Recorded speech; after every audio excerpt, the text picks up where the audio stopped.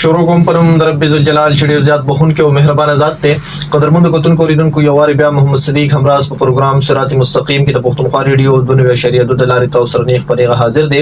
تمه لرم چې روغ جوړ خوشاله سوکال او صحت په کالو به مزین یې او د لوی پروردګار نه تاسو آینده جون هم د خوشالو سوکالو عافیت او برکت غواړم.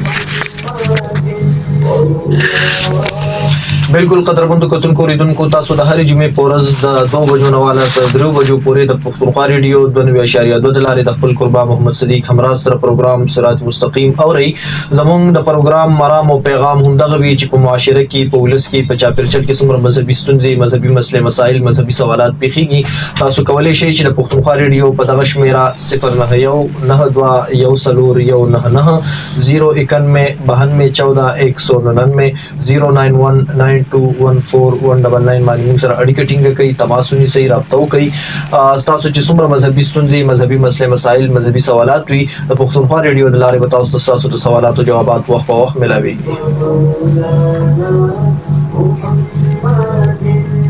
بالکل جی دغه پروګرام زموږ په 2 پړاوونو باندې وی پړاو کې موږ په یو موضوع باندې خبره کوو یو ټاپک وروړو او بیا په دویم پړاو کې موږ تاسو نه خپل ټلیفون کال ځخلو.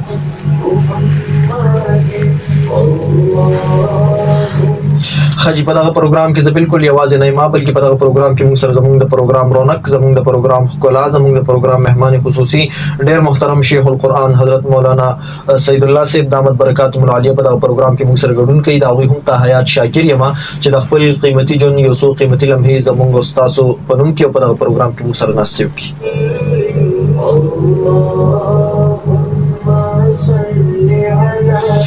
حاجی زه بالکل ستاسو د مولانا په منځ کې حایل نه جوړېږم بلکې حضرت ته پروګرام کې هرکلی ویم. حضرت السلام علیکم ورحمت الله وبرکاته. وعلیکم السلام ورحمت الله وبرکاته. حضرت ته مدرم چې هفته به 13 هفته مخ تیر شي او صحت په کالو وګورئ. الحمدلله خوشاله شوم حضرت یو واری بیا تاسو سره نستې مو کپلاس باندې راغله.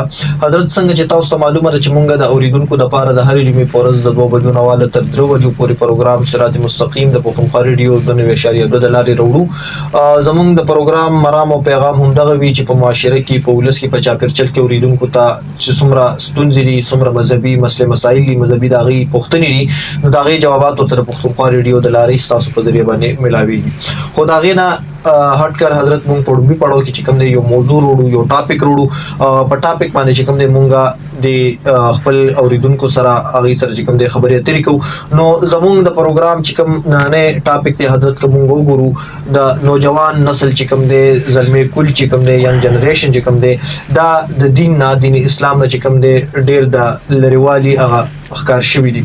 نو د دې اسباب څه دي او د دې علاج څه دی په دغه باندې په چې کوم دی نن مونږ خبره کوو. خو که مونږ وګورو حضرت نوجوان نسل چې کوم دی هغه په دې نن دور کې چې یو طریق یافته دور دی په دې کې چې کوم دی ساګانې اخلي او په دې کې چې کوم دی شپې ورځې سبا کوي چې د ټیکنالوژي دور دی د سوشل میډیا دور دی د دغه سوشل میډیا یا دغه ټیکنالوژي دا که سړی په صحیح طریقه باندې استعمال کړي نو دې باندې چې کوم دی د دین لوی کار کیږي او ډېر لوی کردار پکې ادا کړي دوی ادا کولی شي. خو بجای د دې چې دوی دغه وکړي دوی چې کوم دی د ټیکنالوژي په وجه باندې یا د سوشل میډیا په وجه باندې چې کوم دی د دین نه ډېر لرې طرف ته لاړه او ډېر غافل شو. مونځ نه پیژني اودس نه پیژني د مشر کشر تمیز نه پیژني څومره چې فرایض دي اهم هغه که د غسل وي که هغه د اودس وي که هغه د مانځه وي یا چې کوم دی په 24 غنټو چې کوم علم دی چې په هغې باندې د انسان زندگی تېرېږي هغه په انسان باندې فرض دی هغه علم هم نه پیژني. نو یو خو چې کوم دی غټه وجه همدغه خلک ښایي چې یاره دغه د دین نه لرېوالی چې کوم دی د سوشل میډیا د وجې یا نور. خو تاسو به چې کوم دی د خپل سوچ مطابق چې کوم دی دغه لرېوالی څنګه د څه وجې پیدا شو او بیا به چې کوم دی واپس دین طرف ته چې کوم دی مایل کېدل یا چې کوم دی په دین راه راست باندې راتلل د دې به اسباب څه وي د اسلام او د شریعت په رڼا کې. جی بسم الله الرحمن الرحیم. نوجوان نسل د دین نه لرې دی د هغې مختصر زه یو 2 وجوهات ویم جی د وخت د کمي د وجې نه. جی یو وجه خو دا ده چې لکه تاسو څنګه خپلو خبرو کې ووایئ چې د دین نه لرېوالی دی. جی زموږ معاشره کې د تعلیم کمی دی. ښه جی مونږ د دنیاوي تعلیم ته علم وایو جی خو دا دنیاوي تعلیم چې دی نو دا کسب دی. جی 1 دوړه 2 دوړې 4 دا چې دی نو علم نه دی، جی دا کسب دی. صحیح. ډاکټري ده او انجینری ده، دا کسبونه دي. صحیح. زما یو ډاکټر سرجن مرګری و، نو هغه ما ته وی مولوي صاحب زه ترکاڼ یم، ډاکټر نه یم، زه ترکاڼ یم. ترکاڼ هم لګی 2 لرګي داسې په میخ باندې یو ځای کوي او زم دا اډوکي یو ځای کوم په میخونو باندې. جی وایي زه ترکاڼ یم. صحیح. یعنی دوی په خپل هم دا اعتراف کوي چې یاره مونږه دا کسبونه یاد کړي، دا دي کسبونه حقیقت دی. جی که انجینری ده او که تر ډاکټري ده، جی بس دا ترکاڼي لواري ده. صحیح. د یو انسان ژوند هغه د الله د قانون مطابق جوړېدل هغه په دې کسبونو باندې نه جوړېږي. حج هغه چې دی نو د دین په تعلیم او د دین په زده کړه باندې کېږي. صحیح. نن چې زموږ نوجوان هغه د دین نه لرې دی، جی نو هغه وجه دغه ده چې مونږه د علوم نبویه نه لرې یو. صحیح. اوس مونږ ته یو خدا ده چې د تعلیم یعنی د علم کمی دی، جی او کله چې د علم کمی راشي نو هلته ذمهوارۍ بیا د استادانو زیاتېږي جی چې کوم په دغه علم باندې پوهېږي، نو د هغوی ذمهوارۍ زیاتېږي. حج نو دلته د علم کمی ده، علم کم دی، او چې کم تعلیم دی هغې کې کم علوم را دننه کړي دي هغه ډېر کم دي. صحیح.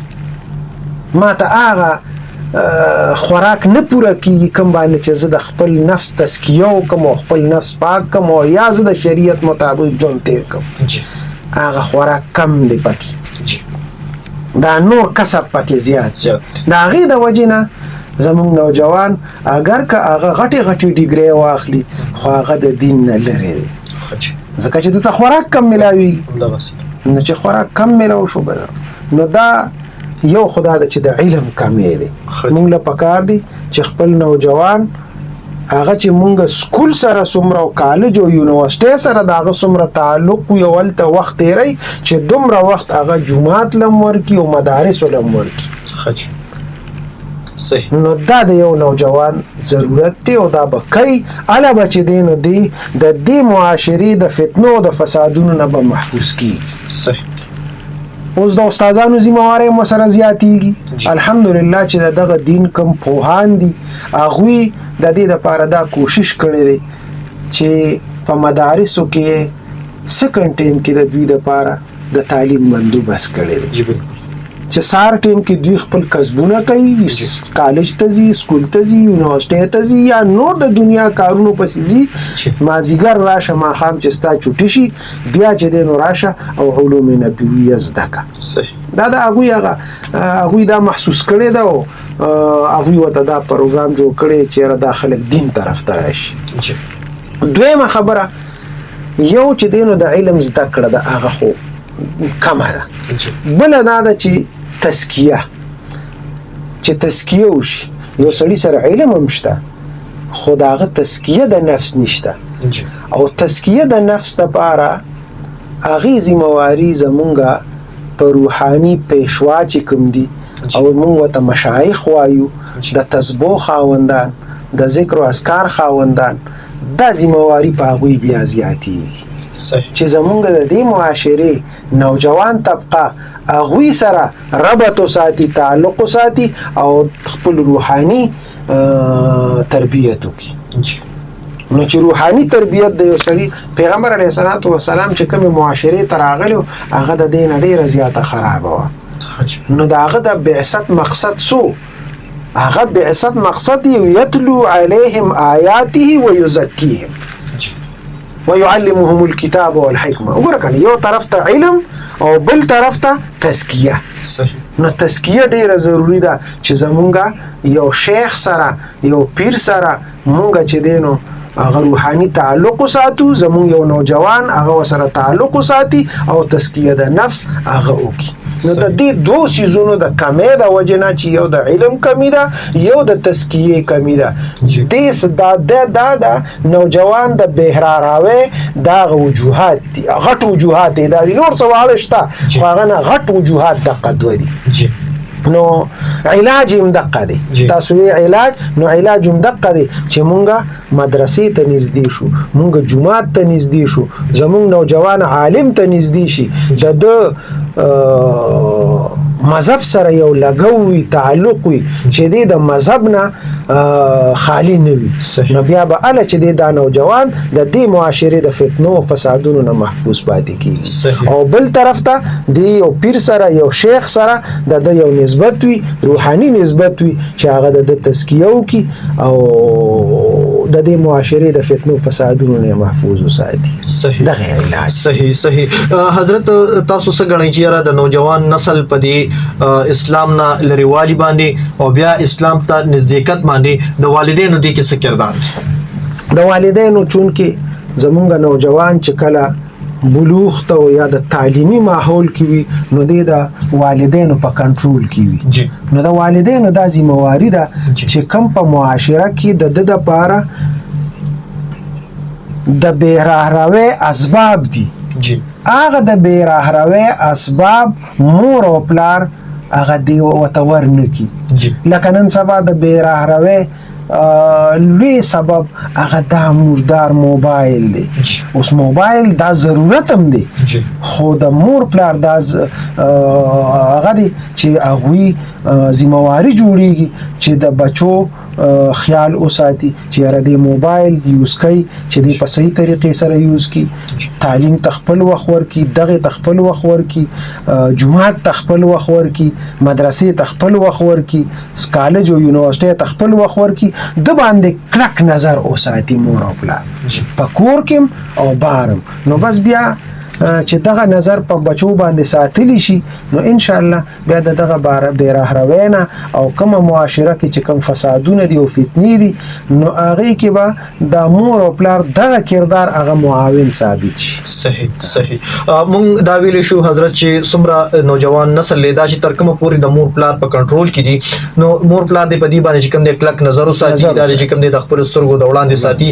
بیا چې کله والدینو ته پته لګي چې زما بچی چې کوم د اوس کاغه پیغ دي او کاغه ځوانان دي چې دا اوس کوم د بلوغ ترسي یا ځواني ترسي یا چې کوم د هغه سټپ ترسي چې دی خپل ځان په خپل باندې چې کوم دغه ټیم کې چې کوم د والدینو لپاره کار دي چې د خپل بچی چې کوم د دوستان جوړ کړي دي، چې بجای د دې چې بهر ملګری سره یو خبره شریک کوي یا چې کوم د مشوره کوي یا چرته دي، نو پکار دي چې د مور پلار دا چې کوم د بچی خپل دوستان جوړ کړي چې دا بچی چې کوم د ډېر پټاډه سره باندې خپل والدین او زیات وخت مور او پلار سره والدینو چې اکثر خلک دا خوښي چې زما وخت دا دوستانو سره تیر شي، نو که والدین چې ته بهترین دوستان شي نو دا وخت چې کوم د والدینو سره دا به تیریږي او زم چې بهترین محسن یا بهترین مشوره ورکون کې چې کوم د پلار نه یا چې کوم د مور نه دا او همراز به والدینو لپاره کار دي چې روزانه بچی ځان سره یو 100 منټه کېنی، دا غي د لپاره مختلفه بانی جوړیږي، چرته یو خوراک ته تیار کی، چرته یو بل څه داسې فنکشن د جوړای کور کې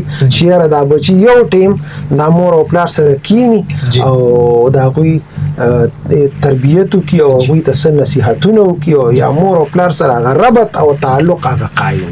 بل حضرت زدا غنما چې والدین له دا هم پکار دي چې دوی چې کوم د شپې ټایم کې خپل بچی ځان سره کینی د پوره ورځې کارګزاري تی ووري چې را ستا چې کوم د نن ورځ څنګه تیر شو، چا سره تیر شو، چرته لاړې سدیو کو دغه پوره کارګزاري ډیر په مینا په محبت سره د بچونه ووري او بیا چې کوم د پاغه کې د والدین سوچ کی چې را په دې کې په ټوله ورځ کې زما بچي کم ځای کې چې کوم د خطا شوی دی یا کم ځای کې د غلطي شوی دا دغه اصلاح ورته ډیر په مینا او په محبت باندې کی او بیا دغه نه پاس چې کوم د خپل بچونه تاسو کې چې بچیا سبا د پرستا پلان سره یا لوري سبا د پرستا پلان سره سبا به تاسو کې نو هغه ټول ټایم ټیبل چې کوم دی په ذهن کې دا اوساتي او بیا که پاغه کې ته غلطي دي ته مخې ترازین ورته وي چې دغه زه ته مزه یا د کسر مکینا یا دا کار مکوا نو دغه بم چې کوم دی یو د اولاد په هغه دغه کې چې کوم دی یو ډیر ښه کردار ادا کیږي.